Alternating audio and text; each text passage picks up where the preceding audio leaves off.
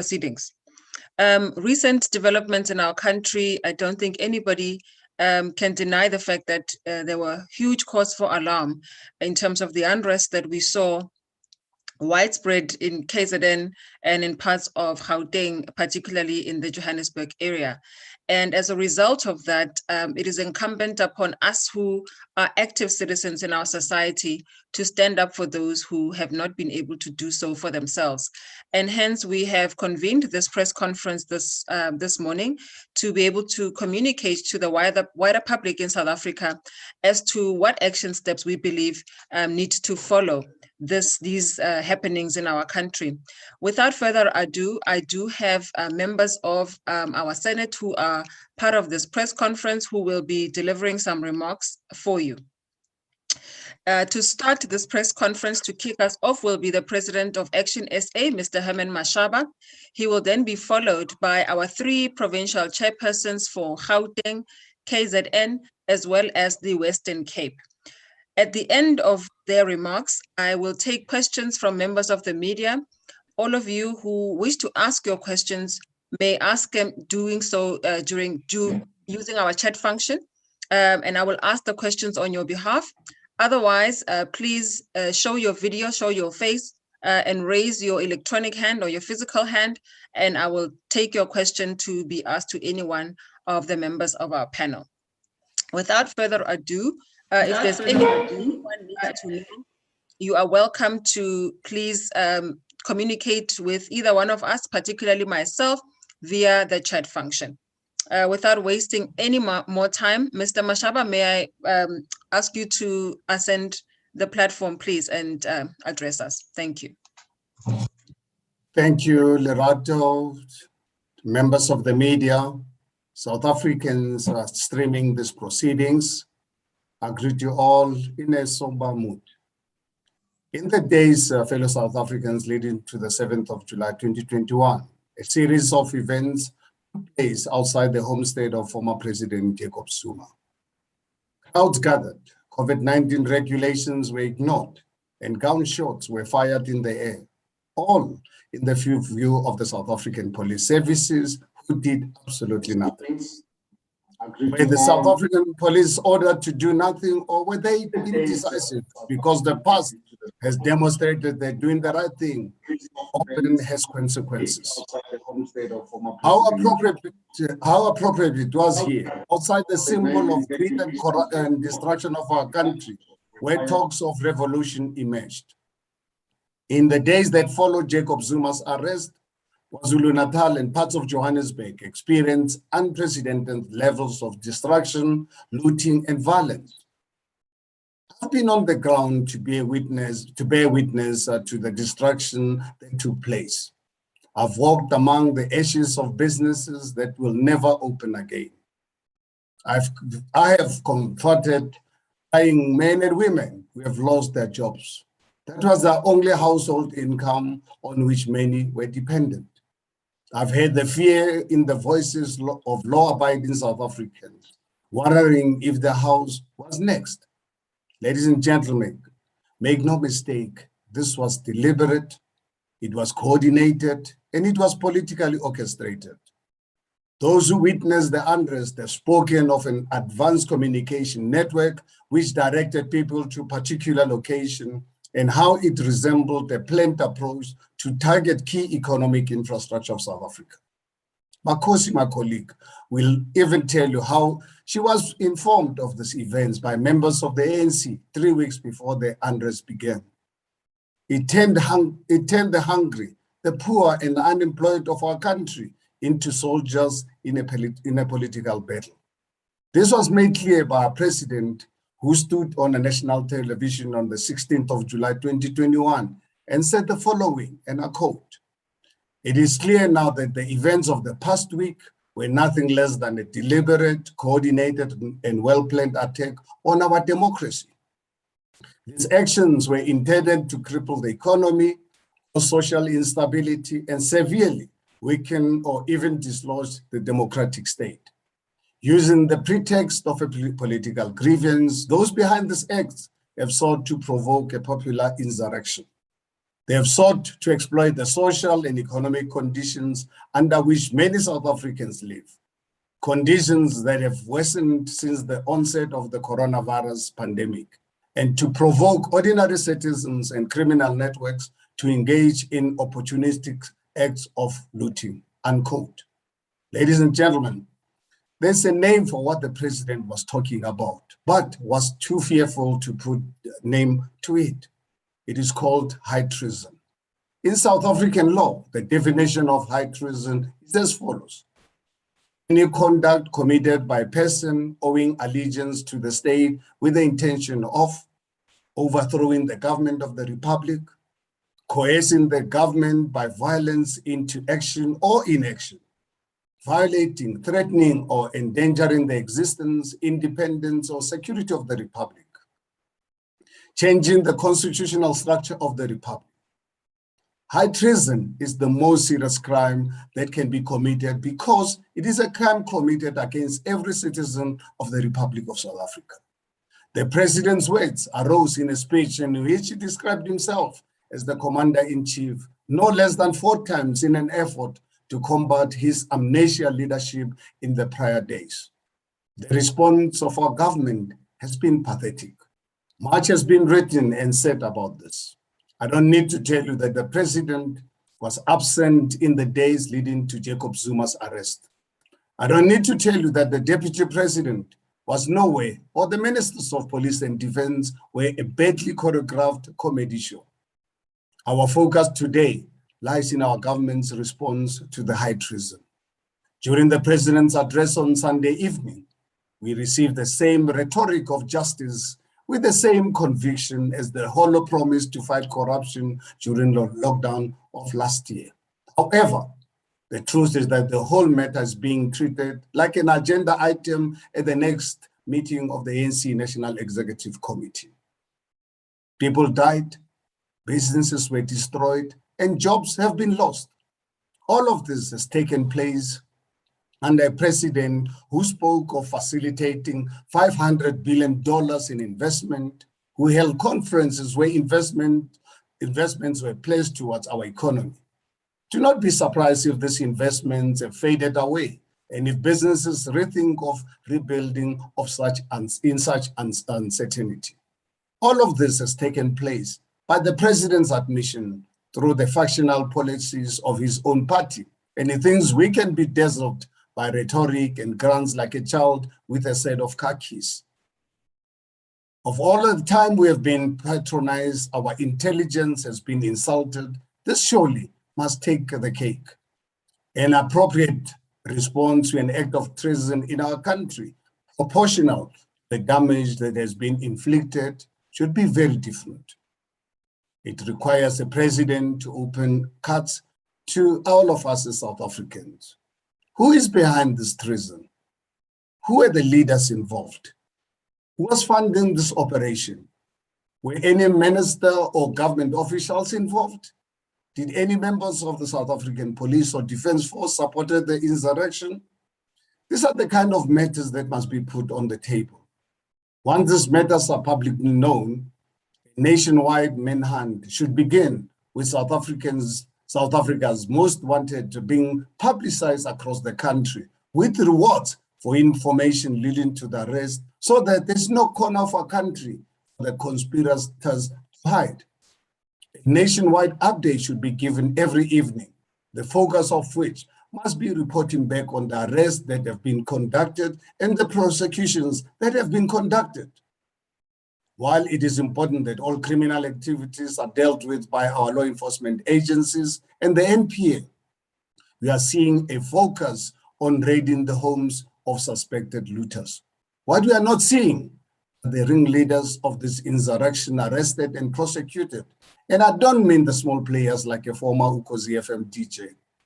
I'm talking about those who the president was referring to when he said, and I quote, using the pretext of a political grievance, those behind this acts have sought to provoke a popular insurrection, unquote. We all know that the president, however, all he is being with his words, is talking about those within his own party who form part of this RET faction of the ANC. As long as the president continues to treat this as an internal ANC matter, as long as he refuses to respond decisively to this act of high treason, as long as he refuses to name the perpetrators, we will remain at risk of a future recurrence of this unrest.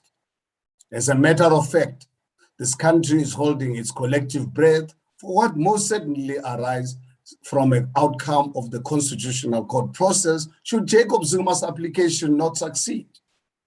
It is the president, as the head of the state, who characterized the events of the past few weeks as a deliberate, calculated, and coordinated act of high treason for the purpose of destabilizing our government.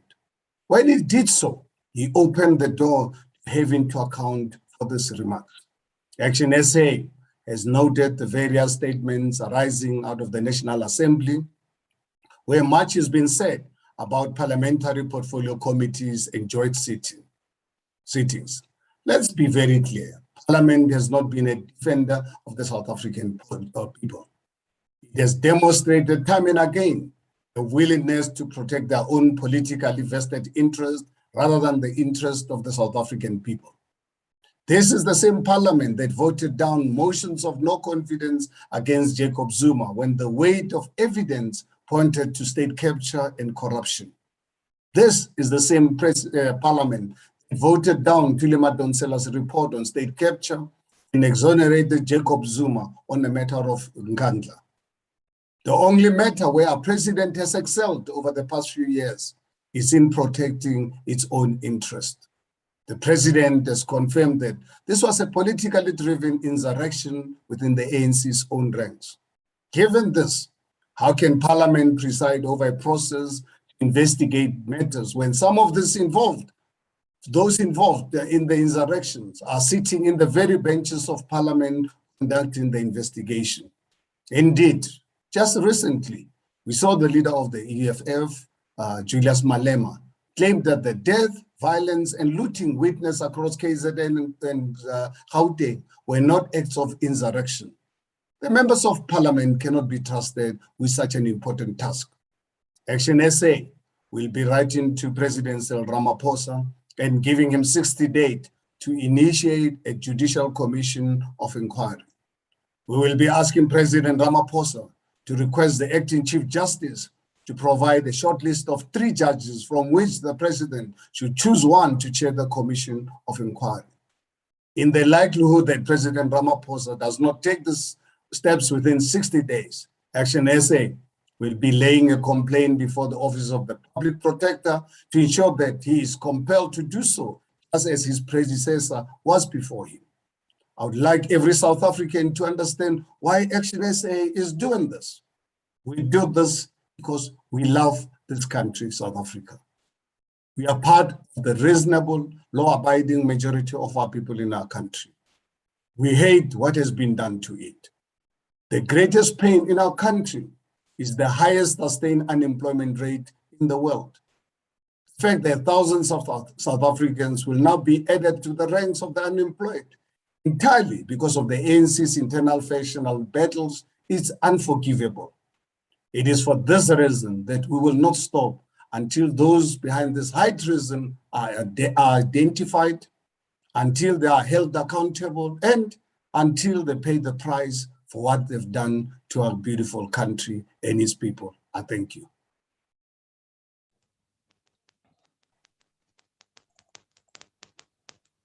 Thank you very much, Mr. Mashaba, for those remarks. May I ask the Gauteng Provincial Chairperson for ActionSA, Mr. John Moody, to take the floor. Thank you, Lorato. My proud fellow South Africans, very good morning to you. We are all here before you as concerned citizens. For like you, we as ActionSA are alarmed and angry about what happened 2 weeks ago. The violence, looting, and destruction that gripped 2 of our beloved country's most strategic provinces were, as Herman Mashaba correctly indicated and pointed out, nothing short of an insurrection, a well-planned insurrection by traitors to our democracy. Whether the security cluster ministers agree with Herman or not, is an entirely different matter. In fact, it is the actions of various segments of the security cluster that most concern me. You don't need to be a trained operative to see that there was a disconnect between what may have been intelligence gathered beforehand and the extent to which it was acted upon by the relevant law enforcement agencies on the ground. Thanks to the ongoing clashes between the responsible ministers, South Africans are none the wiser as to whether or not intelligence was indeed collected and shared between the different stakeholders. One thing is very clear: whatever the truth may be, there has been a gross dereliction of duty amongst the various law enforcement authorities and their political principles. Whether this was as a result of them being in different camps within the ANC or not is another factor of concern. For political rivalry within the ANC has put the country and its political and economic stability at risk. We are informed that there are some soldiers that, whilst deployed, were given stand-down orders across various platoons and divisions right here in Gauteng. They were allegedly told to remain in their barracks and to wait until called upon to be deployed. Further information that I had received is that there were over 500 soldiers that could not be deployed because of a lack of appropriate vehicles. Thus, for 2 or more days, they sat on their laurels in Doornkop military base, whilst mayhem ensued in Soweto 2 kilometers away and other areas across Gauteng. Whether this withholding of these troops until the situation became unstoppable or not remains a mystery. At the time when residents most needed the law enforcement authorities and agencies to restore law and order, the people who are charged with that responsibility were allegedly told to hold off on executing their constitutional duties. If this be true, then my fellow countrymen, this is an act of treason and thus totally unacceptable, and the culprits must be brought to book.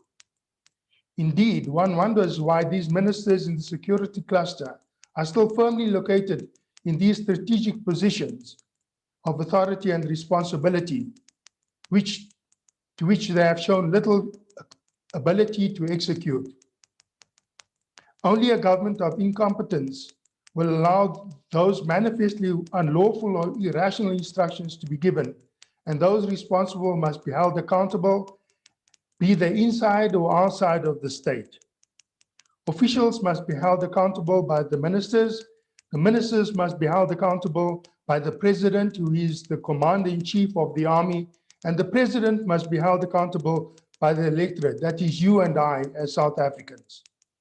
It is an inescapable conclusion that whilst what we all saw may indeed be the destructive manifestation of internal ANC factional battles, the fact that it has now become squarely into the security domain of the state means we can no longer be laissez-faire about the project of removing the ANC, as our hard-fought for democracy is definitely under threat. Our project as South Africans must kick into higher gear. This has never been more urgent. The ANC have shown us every day, without fail, that they are incapable and uninterested in governing for the benefit of the majority of South Africans, and given half a chance, will spearhead the destruction of our beloved democracy in our country for their own benefit. As an ActionSA government, we would never do this. ActionSA leaders have shown before that they place the interests of the country before party and personal political self-interest. While Herman Mashaba was the executive mayor of Johannesburg, his initiation of Operation Buyamtetwa, his Metro Police had gone where even the SAP has feared to tread, because he showed what it means to lead from the front. An ActionSA government will depoliticize the administrative institution of law enforcement and ensure that they function without political interference. We will also reintroduce specialized units to target priority crimes such as grant, theft, and corruption. And of course, now crime against the state.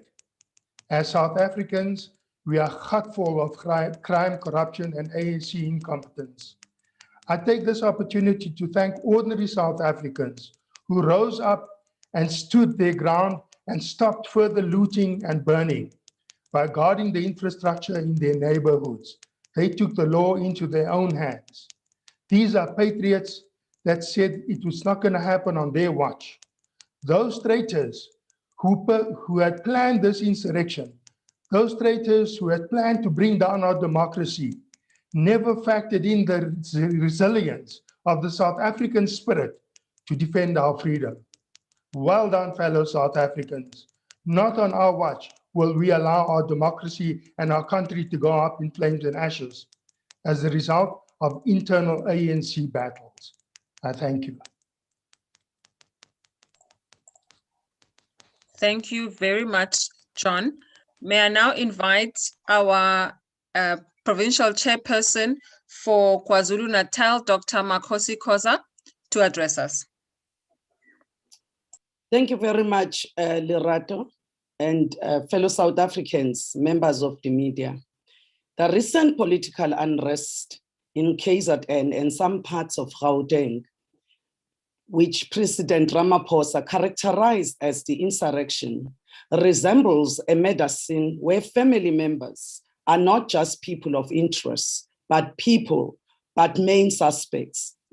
The chronological sequencing of events that left over 300 dead and supply chain crippled, especially on the N2 and the N3, leave no room for any other characterization other than insurrection. Prior and subsequent events of the Constitutional Court judgment, which found former President Jacob Zuma guilty of contempt of court and sentenced to 15 months imprisonment, are self-evident. All events that ensued after this, His Excellency handed himself over to the prison authority to begin his sentence were well planned and executed with military precision.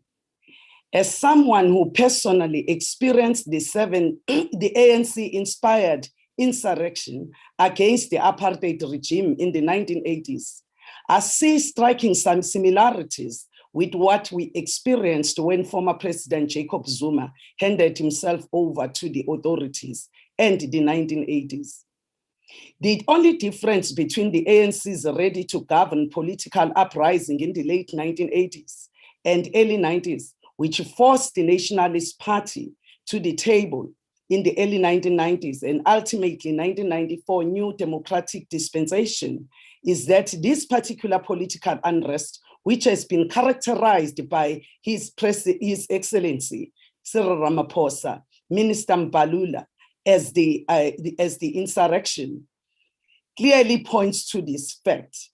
The message is widely circulated in the ANC KZN WhatsApp groups before warning ANC members to stockpile food, collect water, and even be ready for the total shutdown of the economy. All suggested that there are political faces behind this unprecedented, economically devastating and bloody insurgency since 1980s. Given the ANC's government engineered policies that have widened inequalities instead of narrowing them, the correct diagnosis of the problem determines the extent to which such an event does not arise again in the near future. Dealing decisively with lawlessness and triggers of insurgency will inform economic recovery and retention of many businesses in KwaZulu-Natal province specifically. As we speak, Toyota and many other businesses in this province are debating whether to reinvest in KZN and even entire South African economy or not. How the SAPS behaved as this unlawlessness unfolded in KwaZulu-Natal, which left over 300 people dead, explained the dilemma of business and property owners.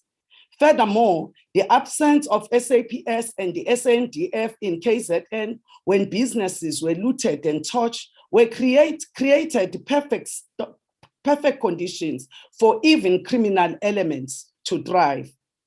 As someone who was there during December 2007 in Polokwane, which ushered into the new Zuma regime, I am well aware, and even the journalists themselves would remember, that there was unprecedented show of military force at that ANC conference.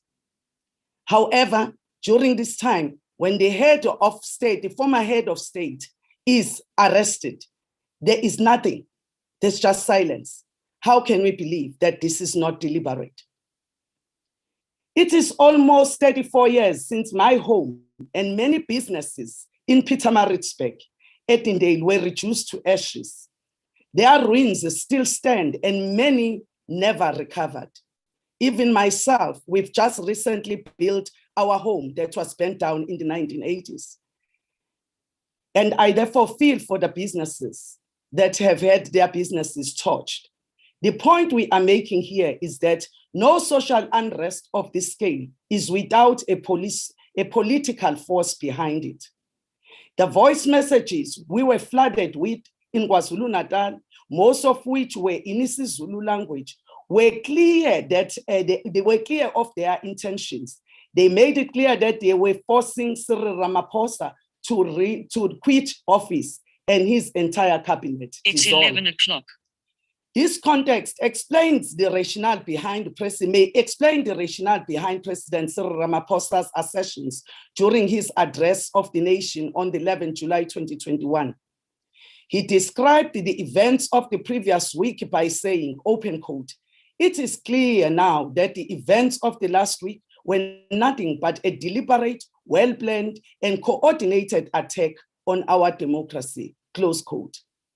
How can we keep quiet when the very head of state is telling us that there is more to it than meet the eye?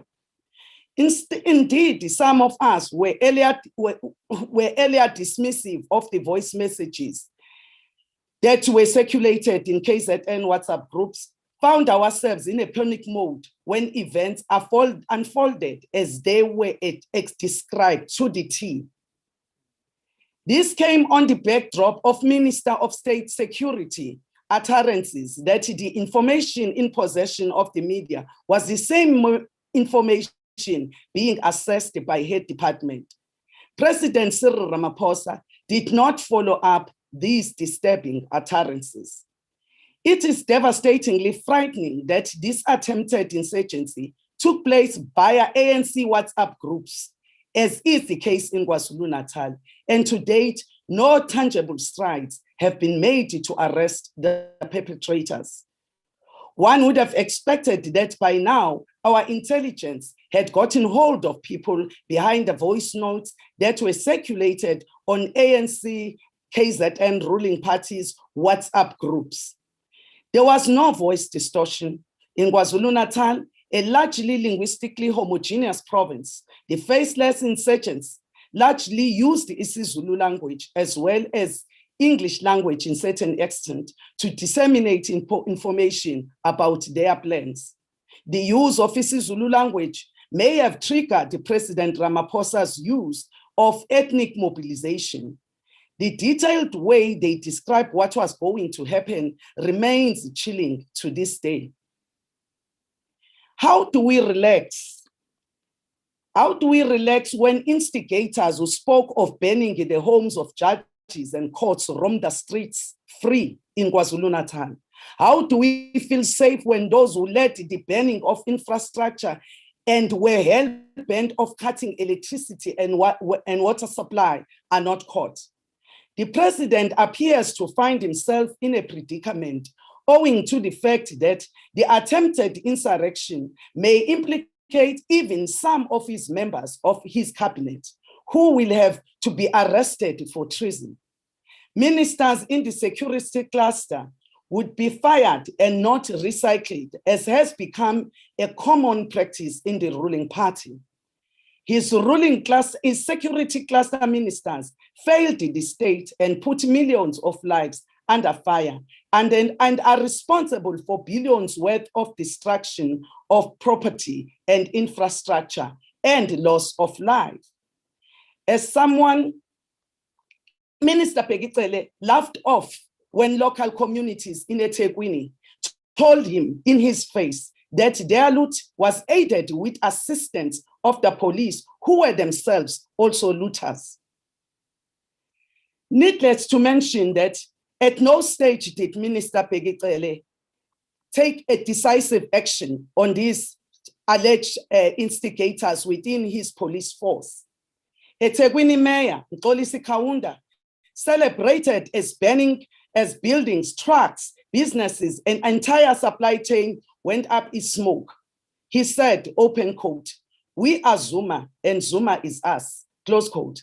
Needless to mention, Duduzile and Duduzane, who were clearly cheering each time destruction happened.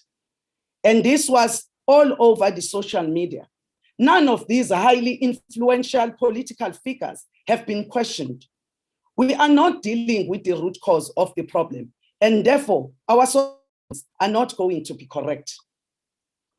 What is the motivation behind a Minister of Security, the Minister of Security, who is failing to provide the relevant stakeholders with information that could have foiled this insurrection attempt?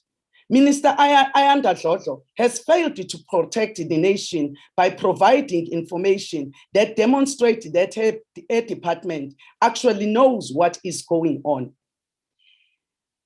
It is also important to mention that Nosiviwe Nqakula was very indifferent to the catastrophic events that were unfolding in KZN. In fact, he said there was no need to send the army because KZN was not a war zone. Hence, some of us then took it to the social media to say, Minister, this is a war zone and everything that is happening in KZN resembles a war zone. In conclusion, I wanted to say, during his last address on Sunday, 25 July 2021, the president again failed to adequately address the severity of the insurrection claims with the nation. This will not be tolerated. And as ActionSA, we are demanding that the president fires the Minister of Security cluster and not recycle them, because that has been the tendency. They have failed to locate the voices within their own organization, African National Congress, that were circulated during our darkest times. They have been unable to arrest their own comrades that were involved in this. Needless to say, some of their own utterances leave much to be desired. ActionSA is not prepared to be victims of incompetence any longer. We demand answers from the perpetually shocked president. It is now time for the president to raise up his head and act and not to be shocked. It's time for now to bring the ANC government down, if indeed his ministers are implicated in this, and some members of the legislature, provincial legislatures, and national parliament are involved. Thank you.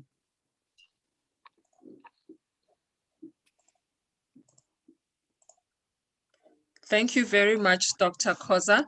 I now call the Western Cape chairperson, Ms. Feki Mento, to take the podium. Thank you, Lerato. Members of the media, South African public, I greet you all. As my colleagues have already said, the events that we saw, which costed us more than 200 South Africans and caused them to lose their lives and cost billions of rands in property to be destroyed, deserve the most urgent attention possible by all of us. There is no escaping the fact that these were coordinated acts of domestic terrorism, which went unabated. With shocking and poor intervention from the entire security cluster in cabinet. For days, residents in Gauteng and KwaZulu-Natal lived in fear as looting and violence continued unabated. These acts of violence cannot go ignored, and urgent action is needed. South Africans deserve accountability from President Ramaphosa and his cabinet for the role that was played in the destruction and carnage that played out on our streets. That said, whilst we note comments from the likes of Cedric Frolik and Tina Jumaat-Patterson in Parliament, promising to hold ministers to account, we have no reason to believe them or to put any stock in their empty promises.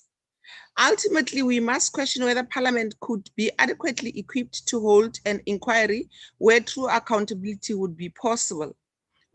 Parliament has proven to us previously with the matter of Jacob Zuma when he was president, that they do not have the interest of South Africa at heart, and they would not honestly probe anything that has to do with anyone in the ANC.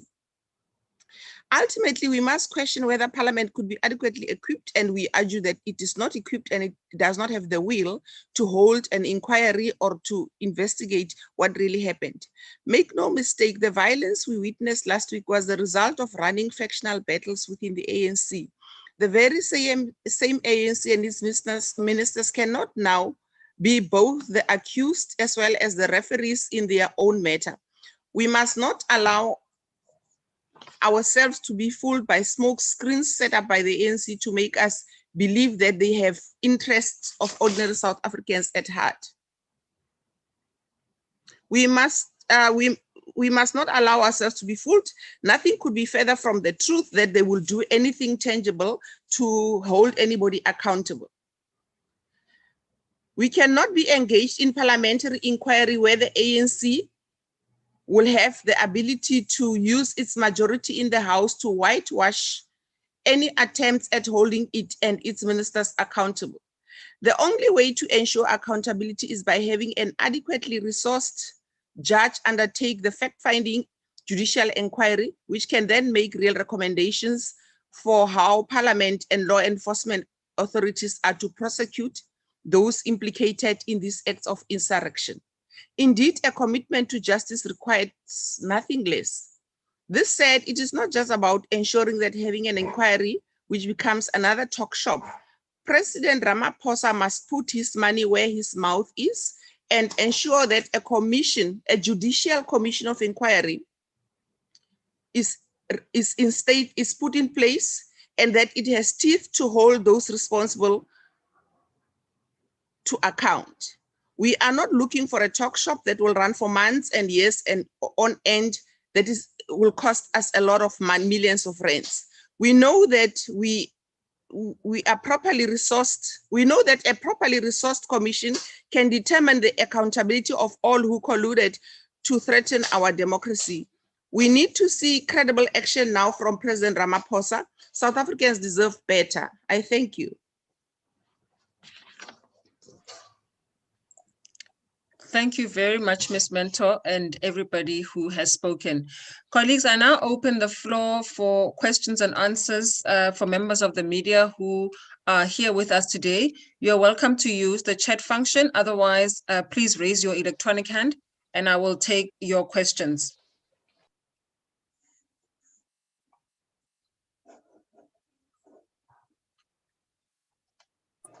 Oh my God, I don't know, President. Please state your name as well as the media house you represent. Good morning. I'm not sure if you can see me, but I'm here. Yes, we can see you clearly. Abongile Dumako, SABC News. Thank you so much for taking my question. I've got a question to the leader of the party. It would seem then that you already are way ahead in actually coming to a conclusion that you want to write to President Cyril Ramaphosa to establish this Judiciary Commission of Inquiry into the looting. With what has happened now in as far as investigations go, and also looking at the fact that there is some action that is being taken with the raids that are happening, don't you think the Judiciary Commission would be a bit far-fetched in as far as the finances of the country is concerned? And of course, looking at the fact that there's always these commissions and literally is being done in as far as action is concerned.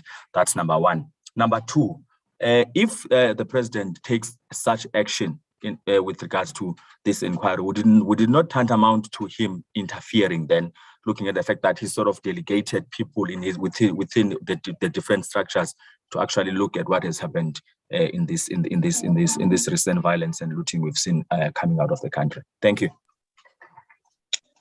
Thanks, Abongile. May I ask whether your question is toward Mr. Mashaba specifically? Yes, Mhlegas. Okay, awesome. There are a couple of questions. However, Mr. Mashaba, I think you can respond to this one. I will take the ones that are in the chat function as we follow, because Abongile has already asked two questions. So, Mr. Mashaba, your response, if you're ready. Thank you very much for a very, very important question. And I think it's something that I have personally raised, and my colleagues have also raised during their presentation, that we would really be irresponsible as a country, will be complicit to expect Parliament of people who've demonstrated in the past that whatever they do, they don't really do it in the interest of the people of South Africa. They do it in their own interest. I gave examples of what really transpired before finally Tulio Madonsela's report of the state capture was accepted. To remember, the very same president who at the time was acting as the deputy president, how they resisted and protected Jacob Zuma. How can we then right now, when our country's reputation, lives have been lost, property lost, jobs are out in the pipeline. You see, going to see jobs bloodbath.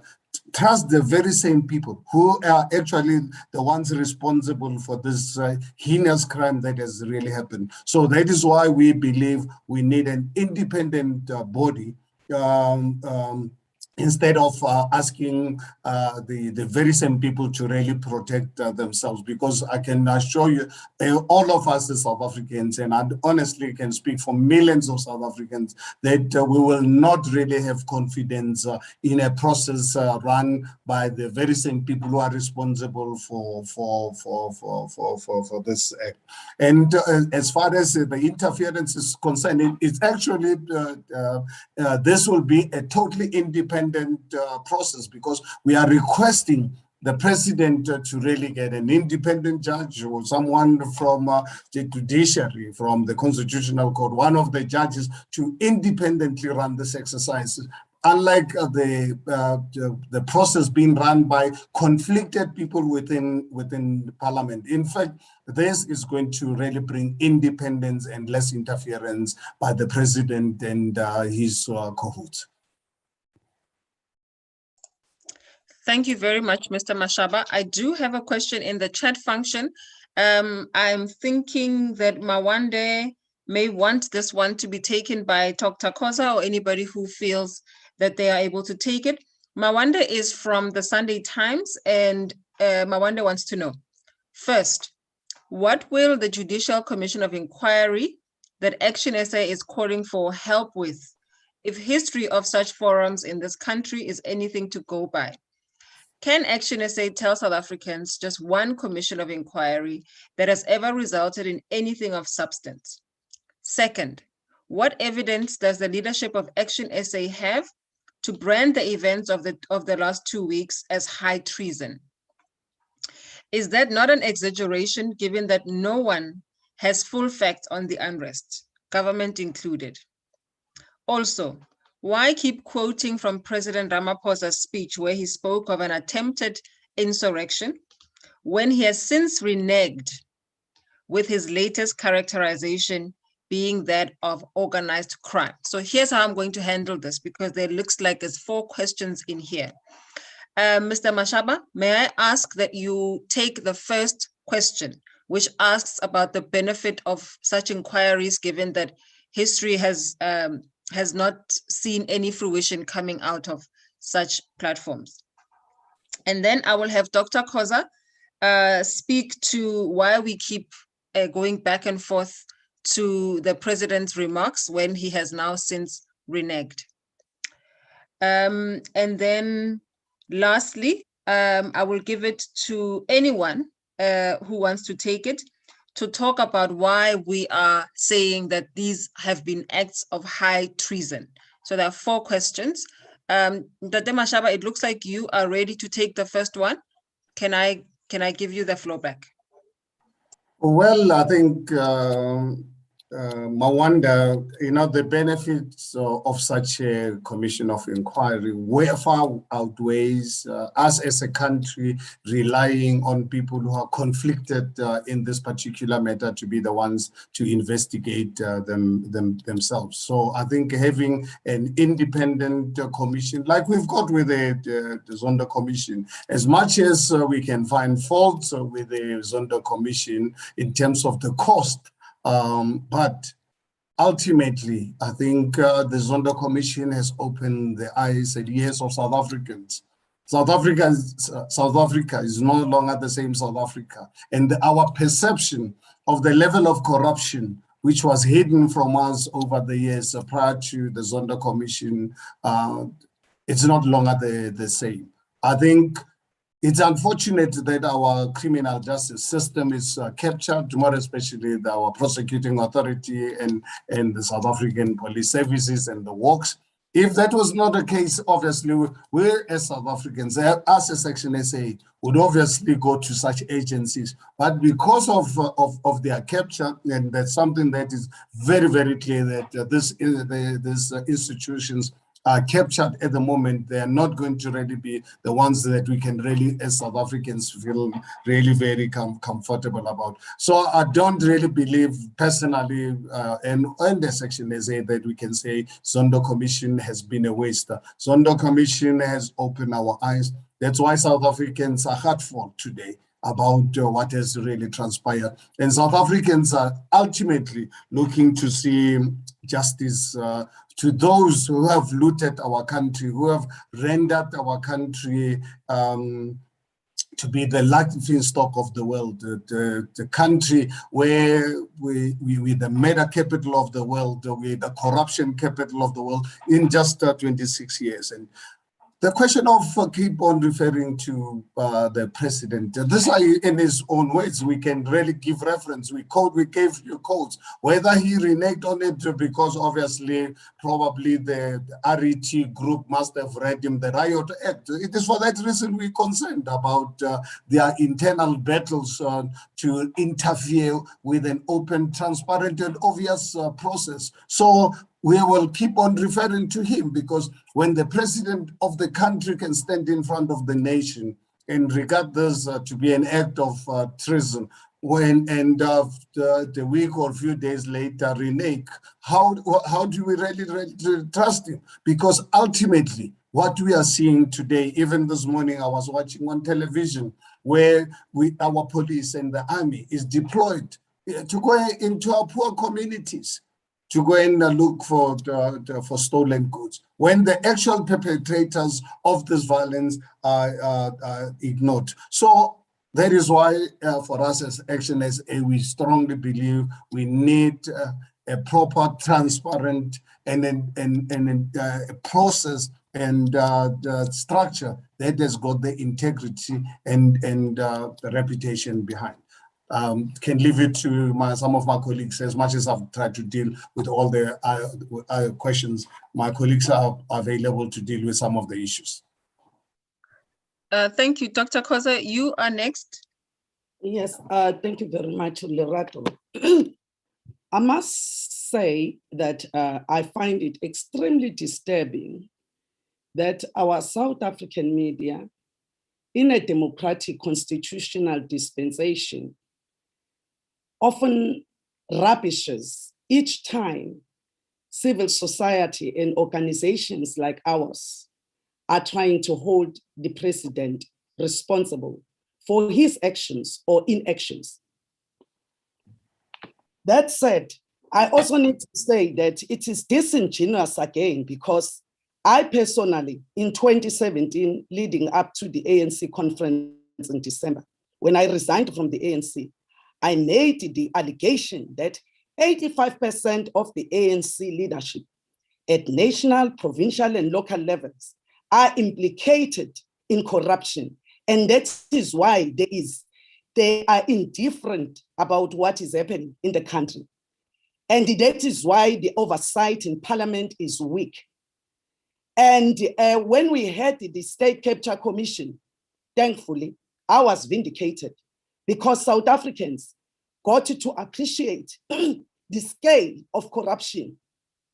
Hence, I subsequently revised my estimates upward to 95%, because even those that I trusted, like Vincent Smith, Cedric Froddick, and many others that I trusted, that were not in my 85, that were not factored in my 85%, were implicated during the State Capture Commission. So we can't just rubbish the State Capture Commission as just the waste of money or whatever, because before any action can be taken, you need to have factual information before you.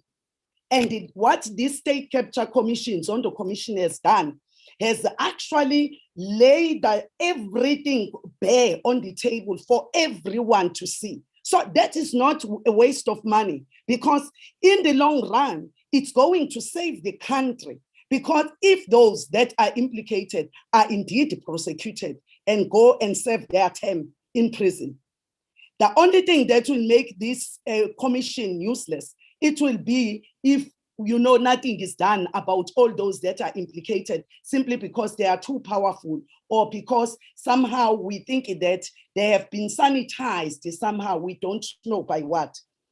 The other thing that I think I also needed to say is that during my presentation to you, I did mention that probably President Cyril Ramaphosa appears to be walking away or crawling away back to his hole from from the bombshell that he dropped to the country, is precisely because maybe some of his comrades are implicated.